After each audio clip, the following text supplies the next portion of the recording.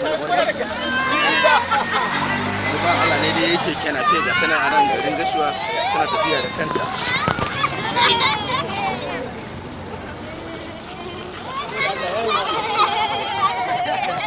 Gashuwa jihar Yobe mai suna Umar Alhaji Lawan da ya haɗa keke nafe kuma tana iya tafiya ko ina da ko ina gashi nan dai. Amma Umar barkanka da haka. Yawa wannan abun kai ka hada da kanka. To kamar da me ka samu ka hada? Na samu wannan roba ce ta irin maganin nan.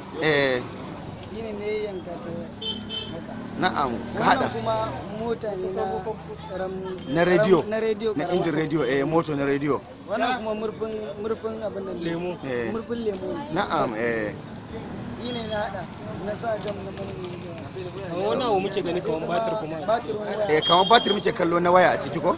Batirin waya ne. Mai lamba 2000 gaskiya kai kokari. To daman ka taba hada wani abu daban da wannan ne? Ban taba. Wannan shine na farko? To amma yan uwanka sun gani me suka baka shawara akai? Gaskiya san da zan yi ba akwai wanda suka ce mun kar in yi ba zan iya ba. Amma ban kula da su ba kawai kai kayanka. Gaskiya gashi kuma tana tafiya tana komai fa abin mamaki. Yanzu muna so mu kara kunna ta a kara ganin ta sosai da Allah. Ga ta nan keke na fece gafara da Allah kai wannan kuna da matsala wallahi.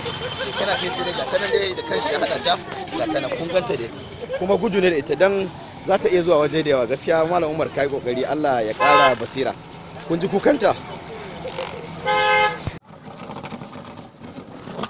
Ba waje mai kyau ne wallahi.